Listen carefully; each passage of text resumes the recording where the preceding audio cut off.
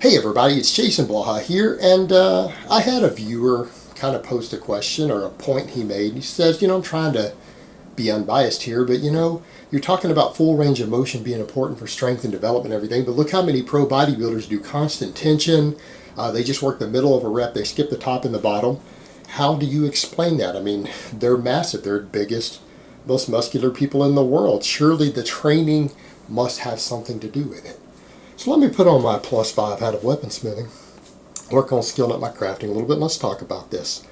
And the thing that you've got to remember, and this is one thing I try to remind people over and over and over, you've got to look at the objective evidence. You've got to look at the way things are done. Don't assume that because a pro bodybuilder does something that it's going to work for anybody else in the world. And that's just the reality of it. Because the truth is constant tension has been studied, it's been looked at.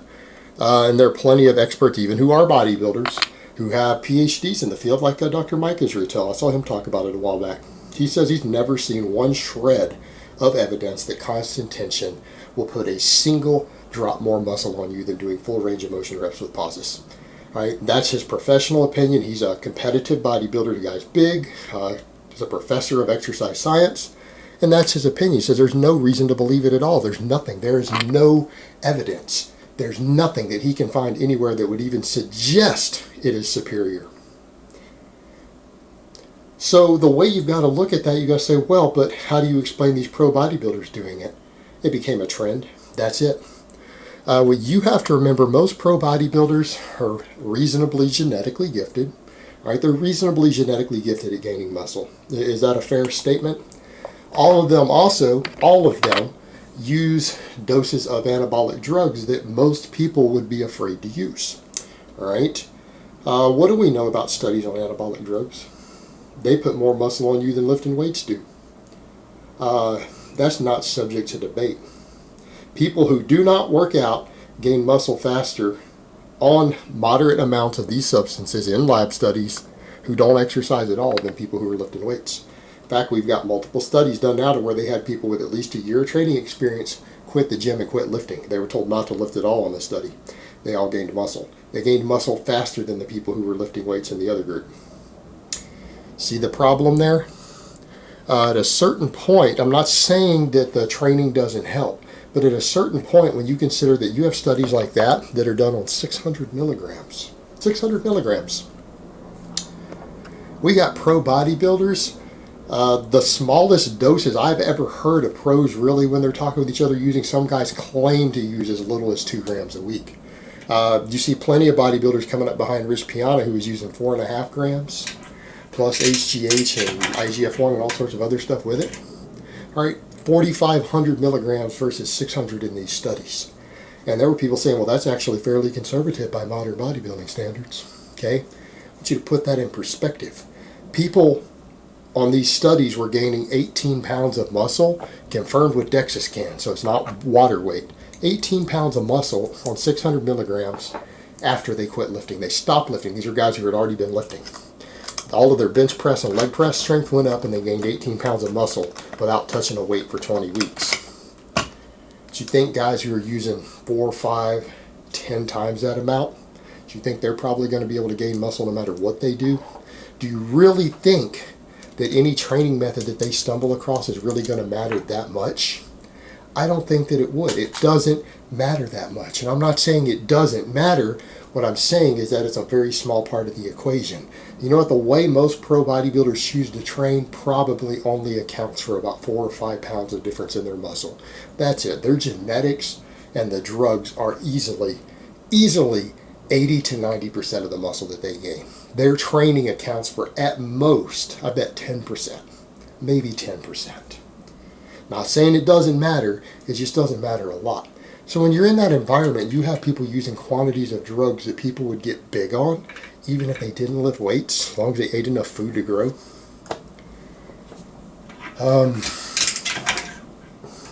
Do we really want to use the way they're training as proof? And here's what I mean. All these bodybuilders didn't find necessarily what works. They started following what other bodybuilders were choosing to do. Not all bodybuilders always train that way. Not all train that way today who are successful. They don't all train that way. A lot do. Why? Because it's trendy. Because a myth got started in the bodybuilding world that constant tension was important. It wasn't based on any evidence, but that constant tension, it gives you a better pump. So that's what they started doing, and it became trendy. The fact that guys who are using enormous amounts of drugs and are genetically gifted started using it is what made it trendy. It didn't give them better results. There's no reason to think it causes better results. We don't have any research showing that it does anything special to keep constant tension. There's no reason to believe it. The only evidence we have for it is that guys who are using astronomical amounts of drugs who are genetically gifted, a lot of them choose to use this method and they're still big. But that's because it got popular. You know what? If they all chose something else, they would all be just as big, and whatever new method they chose would become popularized. So if they all decided, a bunch of pro bodybuilders went and studied under Louis Simmons at Westside Barbell, and they all decided that something like band training and overspeed eccentrics, because he does have evidence that it recruits more muscle fibers, right? Because of the overspeed eccentrics, there's evidence on that.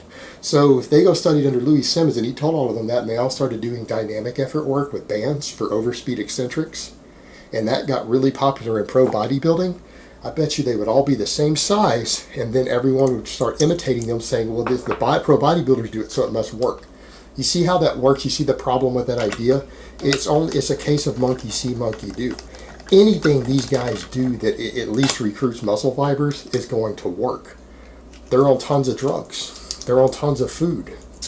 Of course they're going to grow. Any sort of training is going to make these guys huge. It doesn't really even matter what style. 20 rep sets, 3 rep sets, super heavy, super light for volume, fast eccentric, slow, overspeed eccentric with bands, slow eccentrics, partial reps. It's not going to matter what they do. As long as they are recruiting muscle fibers on the amount of drugs that they're on, those guys, all of these pros, are going to get massive. All right, the choices that they made to get there, what sort of training styles they chose to use, really and truly isn't going to matter that much. And the thing is, don't get caught up in the trends of following these guys and assuming that they got big specifically because of this. That's not why they got big. They get big because they have genetics to get big. They use mind-blowing amounts of drugs, mind-blowing amounts. All right? They eat a lot of food, and they lift weights. Okay, that's the magic secret. That's what makes pro bodybuilders pros. All right, that is actually the 4 magic secrets that they have. All right, that's all it is. Their special training styles don't matter that much. In fact, a lot of them use training styles that we know produce inferior results. That study after study shows it doesn't work that well, but it works well for them. Why? Because they're training and on huge amounts of drugs and eating enough food to grow.